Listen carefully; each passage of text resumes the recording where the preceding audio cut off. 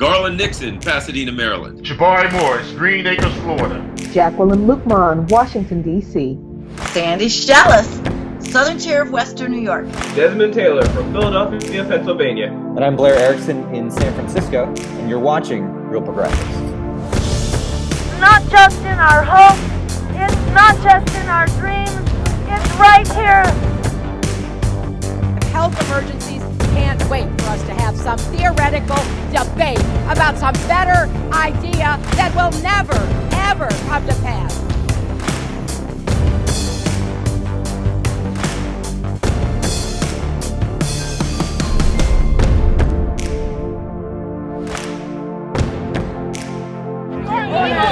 You will understand.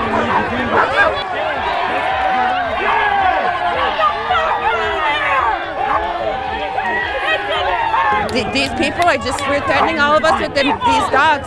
And that woman over there, she was charging them, and it bit somebody right in the face, and then it charged at me and tried to bite me, and they're still threatening these dogs against us, and we're not doing anything. Why are you letting her dog go after the protesters? It's covered in blood.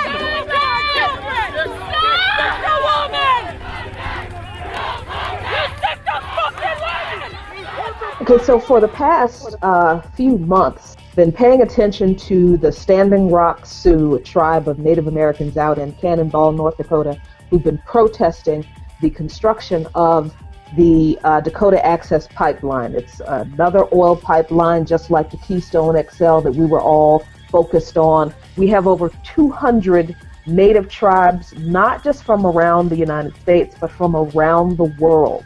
And not just Native people, not just indigenous people. Now this protest has grown to thousands of people in Cannonball, North Dakota, to stop the construction of this pipeline. Why is the construction of this pipeline a big deal? Because number one, pipelines leak, all of them.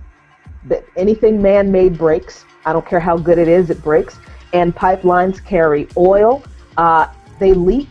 And when the oil leaks, it causes immeasurable damage to the environment. This particular pipeline is especially dangerous because the plans were to build it underneath, I believe, the Missouri River. That's where the protest rallying cry, "Water is life," comes from, because this pipeline's construction is literally threatening the safety of the water of these people in North Dakota. The other issue is that the construction company desecrated sacred tribal burial land. They dug up burial land on native land, which is just that's just appalling and repulsive to me. So here's the question. The two questions, especially coming from the Department of Justice proclamation, I guess, their statement that was issued this week, requesting that the construction company halt construction while an Army Corps of Engineers survey is conducted to make sure that the pipeline isn't digging up anything that it shouldn't be digging up, basically. Is that a victory? Well, today, I attended a No Dakota Access Pipeline protest here in Washington, D.C.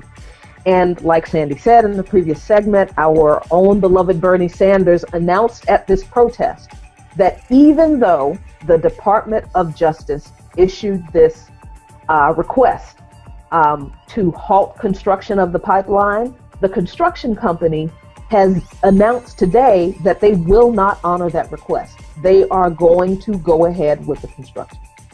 So, is this a victory? No, it's not a victory. Is it a way to get us to get off our game, to kind of sit back and say, oh, okay, we finally won one? I believe it is. It's what the government sort of had to do. It's what this administration had to do, because this protest has gotten so enormous.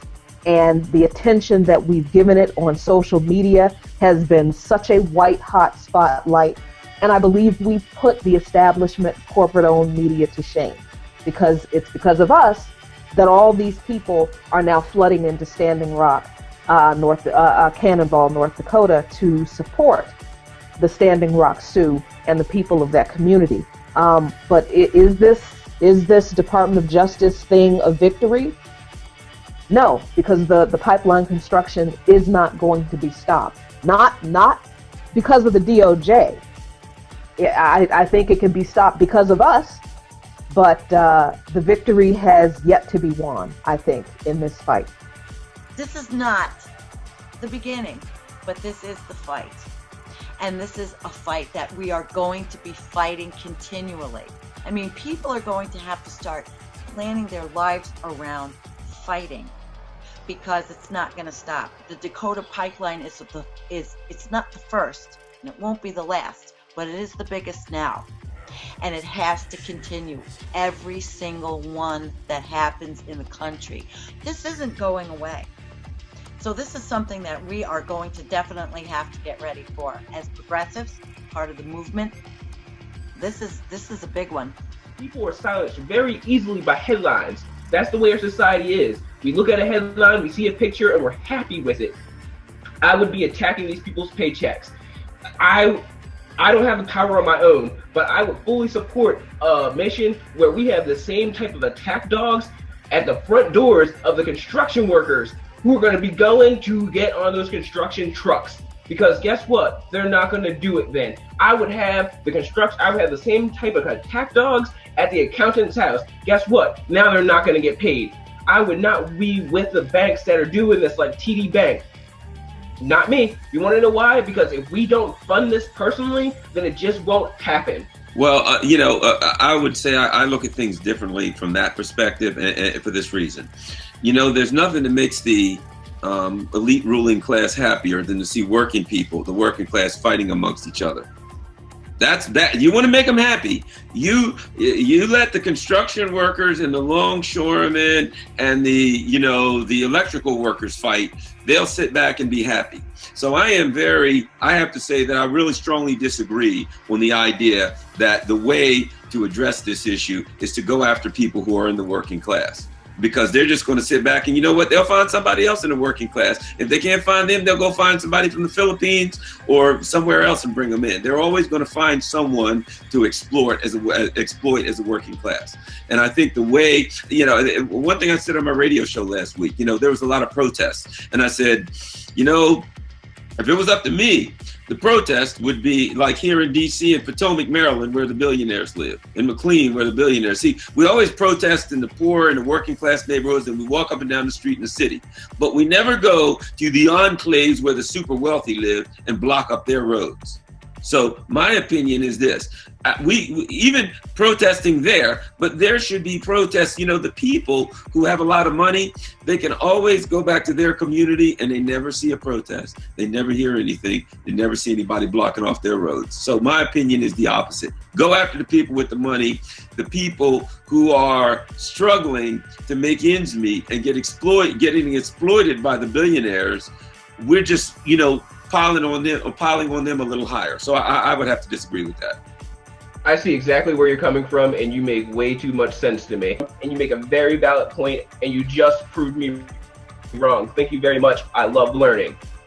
Yeah, I agree with Garland's point totally. It's about time that when we do protests, instead of making us, the working class people, uncomfortable, let's make the rich uncomfortable. Let's make the elite uncomfortable. Let's make it hard for them to get off their little islands and their little gated communities and get into the regular society. Let's make them hold up for a while. Let's make them feel the pain for once. Maybe if they feel some actual pain, maybe they might grow some sympathy, because we see they ain't got no empathy anyway. So if they can at least get some sympathy, maybe they might do something for us. What Desmond said happened with the media and the headlines. That's exactly what happened. And I know that's true because today when I was at this protest, and I get that it's on a Tuesday at 5 o'clock, there weren't 5,000 people there. So if you want to talk about, which I absolutely agree with Garland, we need to stop protesting. If somebody wants to put an incinerator in my neighborhood, I'm not going to protest in my neighborhood. I'm going to go to probably Potomac, where the guy who owns the incinerator, where the guy who is making the money and making the decisions, I'm going to go to the board of directors' houses and protest their decision to put the incinerator in my neighborhood. So, the Dakota Access Pipeline has been a struggle, and that's one pipeline. But then we think of, how much carbon is going in the atmosphere and how far past that tipping point we're going. If the movement right now is struggling this hard over one pipeline, how are we ever going to defeat this big, empire of corporations that are taking all this carbon out of the ground and burning it? How do we turn this ship around before it's too late? Well, as I've watched it over 30 years, we have done a lot. I mean, we have had a movement that's gotten emissions down. We're working towards solar energy. We're working towards wind energy. We have to change the nature of the conversation in the country and continue changing it like we're doing. And it takes time. It's not going to stop.